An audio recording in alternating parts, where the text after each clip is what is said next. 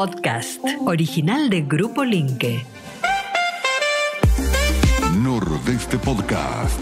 Los mejores momentos de la radio de tu vida. Nordeste y vos. ¿Conectados? Siempre. Bueno, vamos a saludar a Nelson Villordo. Él es productor ganadero de la localidad de Goya. Atención con este caso que ha conmocionado a todo Corrientes por lo ocurrido. Tenemos algunas imágenes en instantes para compartir que son bastante sensibles, así que por eso vamos a pasar solamente algunas, pero queremos escuchar el testimonio de Nelson Villordo, este productor ganadero de Goya, reitero, que encontró a un animal, a un vacuno mutilado, y tiene severas sospechas de quiénes pudieron ser los responsables de esta situación o de este hecho. Nelson, muchísimas gracias por su tiempo. ¿Cómo le va? Buenos días. Dayan, Esteban y Hugo los saludamos. Hola, buen día. ¿Cómo están? Pero bien, muy bien. Nelson, ¿nos puede referir un poco qué fue lo que encontró usted y por qué le llamó la atención? Bueno, aparentemente esto habría ocurrido el día domingo, la noche para amanecer lunes. Recién el animal se encontró el lunes a la tarde casi. Y me llaman y me avisan que había aparecido un animal con la parte del rostro, como si fuera que le habían arrancado la piel, sin lengua y sin un ojo. Bueno, me contacté, fui martes a la mañana, estuve por allá y sí, me encontré con el animal. Es decir, el animal estaba acostado, no había signo de violencia, de defensa del animal, nada, ni rastro de que haya habido algún movimiento alrededor del animal. Tenía parte de la cara y de la mejilla, la parte de la piel, el cuero, como si fuera arrancado con una precisión, cortada con un láser, parecía. Es decir, no había sangrado, no estaba parte de la lengua cortada, y el ojo era como si fuera que lo sacaron con algo que no hizo que no sangrara nada. Es decir, bien cauterizado todo. No había rastro de sangre por ningún lado, no había rastro de que hayan llegado animales carroñeros, nada. El animal estaba intacto. Nelson, lo llamativo de esto es que mutilaron al animal, pero no lo faenaron, digamos, es decir, no utilizaron su carne, que en definitiva es lo que uno puede llegar a pensar, que van a sacrificar o matar un animal para robarse la carne. No, es decir, era eso lo único que le faltaba. Es decir, en un lugar encima inhóspito sobre la costa del río Corrientes, no es fácil acceder, más que nosotros los propietarios. En un lugar transitado, está lejos de la ciudad. Para decir que entraron a faenar algo. No, es decir, era lo único que le faltaba al animal. Se le revisó la parte de abajo del otro lado de la cara, la mejilla, y estaba intacto. Es decir, que de un lado nomás lo mutilaron. Después el resto del animal estaba intacto. Uh-huh. No presentaba ya había pasado más de un día y medio y no presentaba olor. Cuando eso es normal, que al morir un animal empiece ya el tema de la descomposición, y ya los animales carroñeros se empiezan a arrimar, pero no hubo señales de nada de eso. El animal estaba ahí intacto. Nelson, me imagino que obviamente por obvias razones tenés un veterinario de confianza que es quien atiende a tus animales. ¿Lo vio al animal este veterinario? ¿Pudo verlo? No lo vio, pero lo comenté lo que había pasado, y me comentó también que bueno, que no dicen que después, con comentarios de amigos así que me llegaron después, dice que años anteriores ya habían pasado y que no hay explicación más que lo mismo que salió a decir en el 2002, 2007 uh-huh. Senasa, que era un ratón hocicudo, que la verdad que es una falacia total. Claro que tiene el ratón un bisturí en la boca para cortarlo tan perfecto. Sí, ya, si los ratones tengan un bisturí en la boca, ya pero lo sorprendente es la cicatrización, la cauterización de la herida, no hay señales. Lo que más me llamó la atención que en el momento cuando estuve ahí con el animal era que en la parte del lomo del animal hacia la panza tenía tiras blancas como un borbotón y unas tiras blancas como si fuera que derramaban hacia la panza. Y en el lugar que sí me cedía una neblina terrible, cuando lo observamos así, yo lo toco y era como si fuera que se desprendía, como una cascarita, un polvito que se deshacía. Y bueno, el primer comentario que me dijeron, no, pues parecía que un animal, un pájaro había defecado sobre la vaca, sí, pero bueno, en el momento ahí no presté mucha atención, más que he visto 2 o 3 manchitas así, pero a la noche cuando estuve en mi casa me puse a sentar a mirar bien las fotos y había 5 marcas de la misma forma, es decir, de arriba hacia abajo, con un borbotón y chorreando hacia abajo, y dije, no, esto ya no es más un pájaro, porque es demasiada coincidencia que 5 pájaros se defequen de la misma forma. Y ahí lo estamos viendo, Nelson, ¿eh? Estamos viendo las imágenes, vemos estas marcas que vos decís, estas manchas que pareciera ser de un líquido que se solidificó, que se secó y se hizo como una especie de polvillo. Tenemos uno en el cuello. Para la gente que nos está escuchando en la radio, le contamos, tiene en el cuello, después un poco en el omóplato, después para el lado de la panza y torso, cerca de la cola, claro. Y son marchas casi paralelas las que tiene. Sí. ¿Qué hiciste con el animal, Nelson? No, el animal está ahí en el mismo lugar, sí, no lo toqué porque después el otro día fue la policía a corroborar porque me pidieron podría ir, le dije que sí, y bueno, corroboraron, fueron con el médico, con el veterinario de la policía. Nelson, para vos, ¿quién o quiénes pudieron hacer esto? La verdad que yo no te sé decir quién, es decir, lo único que puedo decir que esto no lo hace cualquiera, no lo hace, no sé si lo hace una persona o un animal, porque la forma, los cortes precisos, no hay sangrado, cauterización en el medio de la nada con un instrumental así, no creo que lo tenga cualquiera y que vaya a mutilar, a sacar el ojo y la lengua de una vaca, no sé, por deporte creo, pero no, por eso no te sé decir. Sé que hubo comentarios de que puede haber sido de extraterrestre, pero la verdad que no te sé decir. Recién estábamos hablando con el productor goyano, el señor Nelson Villordo, acerca de este asombroso digo, ¿no? O raro descubrimiento. Sí. Particularmente desde la dirección del Museo del OVNI en Victoria Entre Ríos, Andrea Pérez Simondini, con quien estamos en comunicación telefónica, nos va a brindar algunas precisiones por lo que tiene que ver con los cortes perfectos que se encontraron en el animal mutilado. Andrea, muchísimas gracias por su tiempo, un gusto poder saludarla. Dayana, Hugo y Esteban, estamos aquí. Buenos días. Buenos días, ¿cómo están, chicos? Un placer. Pero muy bien. Bueno, Andrea, sabemos que a ustedes les ha interesado muchísimo la aparición de este animal mutilado por las misteriosas características que tenía en los cortes de la mutilación, ¿verdad? Exactamente, bueno, nosotros investigamos porque bueno, la gente se preguntará, nosotros investigando OVNI, ¿por qué investigamos estos casos? Bueno, lo hacemos desde el 2002 a partir de la aparición de luces en torno a la aparición también de estos animales con este tipo de cortes, donde además empezamos a adentrarnos muy fuertemente con las universidades. De hecho, trabajamos muy a codo con la única universidad en Argentina que hace exploración académica sobre estos eventos, que es la Universidad Nacional de La Pampa, el equipo del doctor Alberto Pariani, que ha logrado establecer patrones y anomalías que son un poco las que marcan la extrañeza. Por ejemplo, y que es lo que hemos notado en este caso de Goya, un corte aserrado que se produce milimétrico, apenas perceptible a la vista, que se produce quizás por la acción de tecnología basada en radiofrecuencia, que es algo que se viene estudiando hace muchos años.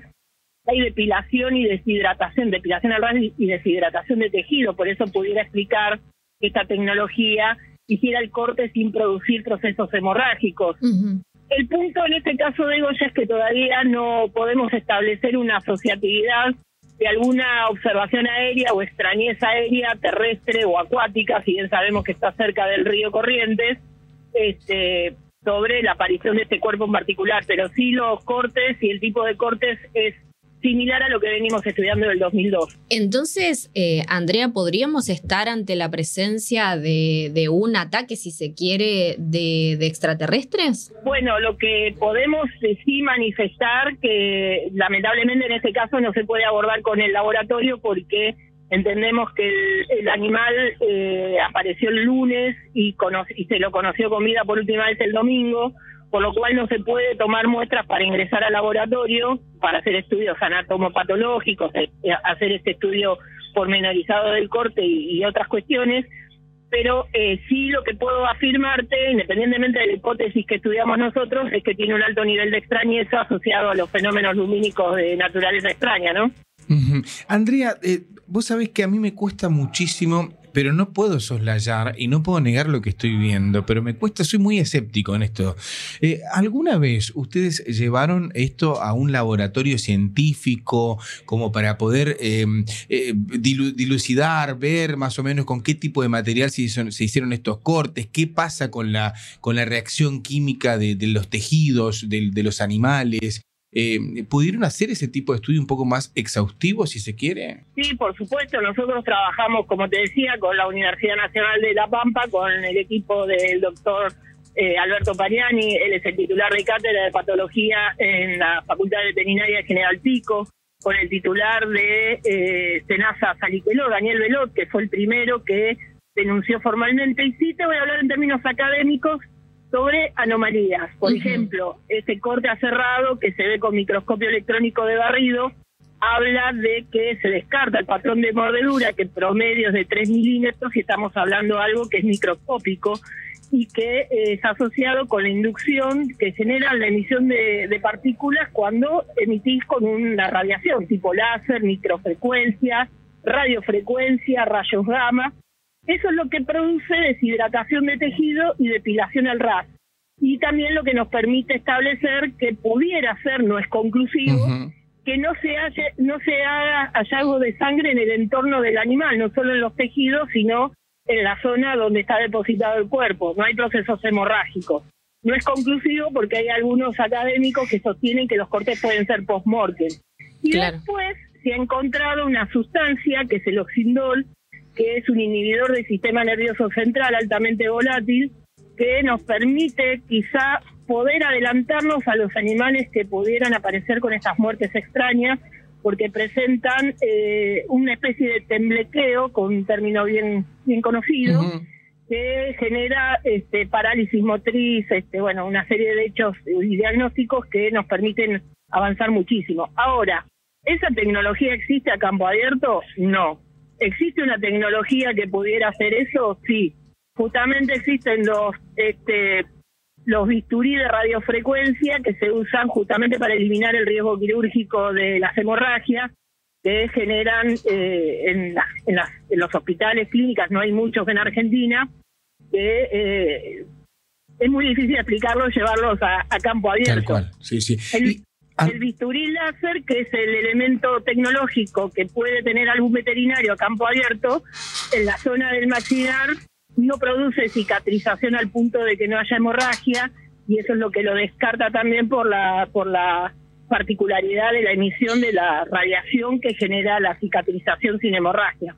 Andrea, y también veíamos, aparte de todo esto que nosotros te describíamos, que estamos viendo en las imágenes, unas manchas blancas que en otro momento evidentemente era líquido y después al secarse quedó como una especie de polvillo. Son como manchas paralelas. No sé si pudiste ver las imágenes. ¿Qué podría ser esto? No sé si en otros casos aparecieron estas manchas también. Bueno, sí, junto con los casos que se dan a lo largo y ancho del país siguen sucediendo. Lo que pasa que en aquel 2002, cuando aparece el caso cero, que lo descubre o lo afronta el doctor Daniel Velot del SENASA de Saliqueló, quiero aclarar que Daniel Velot sigue siendo el titular del SENASA en Saliqueló, en la provincia de Buenos Aires.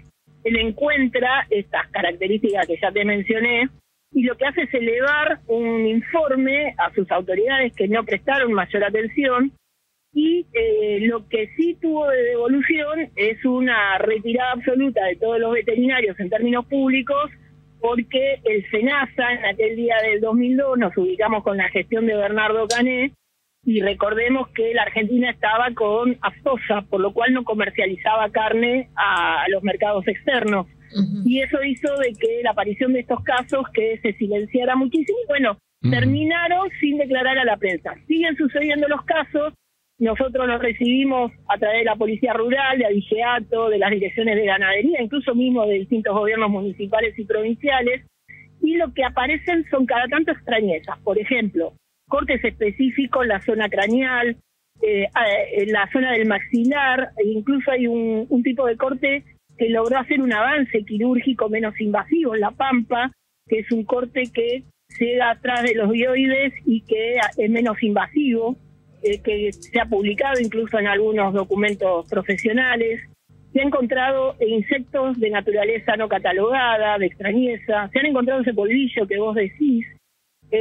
No se pudo identificar en muchos casos el oxindol que te mencionaba, pero sí llegó a manos del INTA de Balcarce en potestad y análisis del doctor Odriozola, una autoridad increíble, que después lo negó cuando el FENASA sacó el informe oficial que fue, ¿se acuerdan? El ratón hocicudo colorado. Exactamente. Sí, claro. Exacto. Y bueno, y nosotros lo que hacemos es seguir asistiendo a los productores y a los veterinarios que nos acercan la casuística con un protocolo muy riguroso que se llama 24 horas, que observa todas estas cosas que venimos charlando.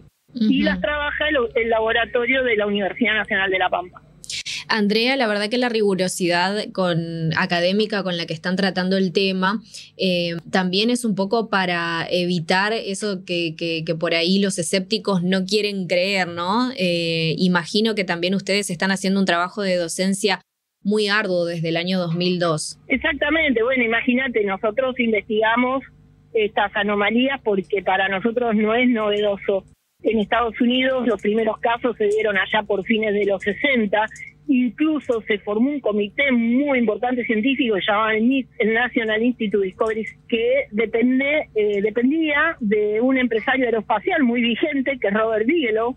Robert Bigelow está haciendo el desarrollo de la próxima Estación Espacial Internacional y nosotros tenemos mucha relación desde entonces, y lo bueno en el avance de las investigaciones por parte del doctor Pariani y el doctor Delort es que ellos empezaron desde donde había generado respuestas el NIT, con los protocolos del NIT, y eso nos permitió hallar estas particularidades del oxindol, el tipo de corte, hacer casos comparativos. No se llegó a generar papers para hacer revisión de pares, porque en Argentina no le dan mucha importancia a estos casos y hace de que se tapen y se deseche el material de análisis y de estudio, ¿no?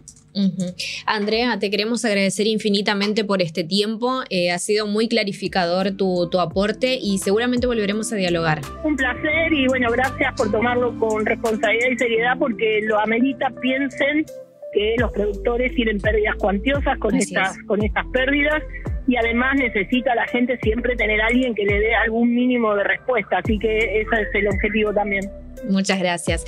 Allí escuchábamos a Andrea Pérez Simondini, ella es directora del Museo del OVNI de Victoria Entre Ríos, hablando respecto de este caso ocurrido en Goya, donde un ganadero encontró un animal mutilado y se presume que por la forma en la que se realizaron las mutilaciones, por las características con las que se encontró al animal en campo abierto, no se trataría de un ataque de un animal, pero tampoco de una persona.